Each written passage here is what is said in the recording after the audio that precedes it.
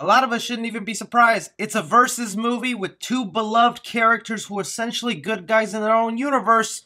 Of course there was going to be a third bad guy. Hey guys, thanks so much for clicking on this video. My name is Chris. Today what we're going to talk about is the big bad guy that has been revealed for King Kong vs. Godzilla. My last King Kong video where I talked about the leaked trailer footage that showed up during Brazil Comic-Con was taken down after 7 minutes. Warner Brothers just does not want us to see anything about this, even though I'm giving them free marketing here. So please be sure to leave a like, because I wouldn't be surprised Warner Brothers sending Godzilla himself to come get me. And don't forget to comment what you think of this big baddie and if you think this was the right move for the movie to go in. So obviously, I just want to go ahead and say, spoiler warning, if you're the type of person who just does not want to know anything about this movie, wants to go in completely blank and not have anything ruined for you, then I suggest maybe not watching the rest of this video, because it has been revealed, thanks to a Hong Kong expo going on right now, the big third bad guy for King Kong vs. Godzilla is gonna be Mechagodzilla. And with that information right there, I think it's pretty cut and dry with what's gonna go down in this movie. I'm over here debating if I'm going to show you the actual photos, because I'm thinking that was the reason my last video got taken down. So in case I'm not showing you the photos right now and I chickened out,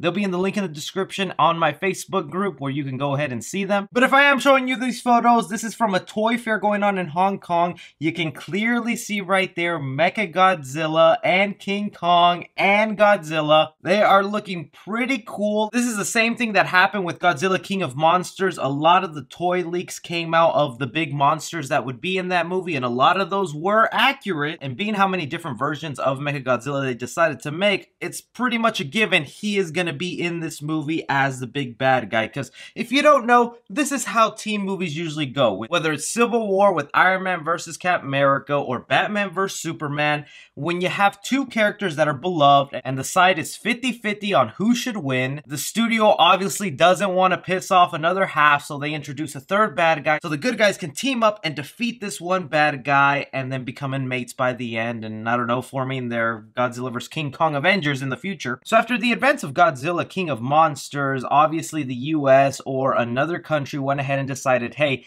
these monsters are going to keep coming. We need to defend ourselves, because who knows if Godzilla is going to always be on our side. And well, they create Mechagodzilla, who I probably bet has some sort of AI technology embedded into him that will then allow him to go rogue and realize that no, humans are the problem. Us kaiju need to be alive and ruling. Then Godzilla and King Kong will only fight probably once in this movie before they team up to defeat Mechagodzilla. It's also worth pointing out that some of these toys give Godzilla these like extra red spikes. Almost looks like a shield implanted on his back. Can't really dig too deep into these toys because a lot of them could just be for marketing purposes to make it attractive for kids, so it's a different looking Godzilla than the one previously from the last movie. But Godzilla's no stranger to turning his back into different colors, so that could be an interesting thing they add to him in this movie. Again, it gives us another good idea of the size difference between Godzilla and King Kong. Again, if you look at King Kong, he only seems to be 100 feet shorter than Godzilla, which I think is still fine. This really doesn't spoil the movie for me, because I would have put so much money on the fact that there was going to be a third villain in this. It's just standard formula for these versus movies, and I don't even blame them for doing it. It's not a cop-out. As long as you make the story make sense and the reasoning why you decided to make a big gigantic weapon in the shape of your enemy. Zooming in more into this Mechagodzilla, if you look at his hands, they don't really look like claws, they look like giant spinning things. So I'm excited to see what kind of mechanics they've added on to this Mechagodzilla and how they can make him different from other previous versions that we've seen. I don't know about you, it might seem odd, but I think this is the perfect time to introduce Mechagodzilla. You've already sort of burned out your other monsters in your previous movie, so a man-made machine is the way to go. I'm surprised there wasn't someone out there who thought, what about a Mecha King Kong? As a person who's on the side of Hairy Cheeks himself,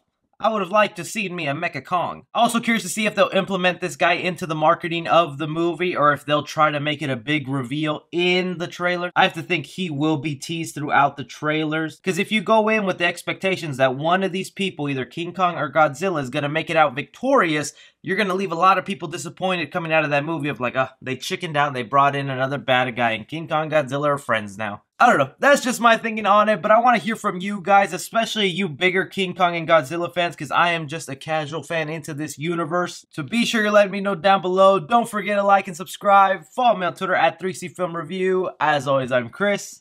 Take care.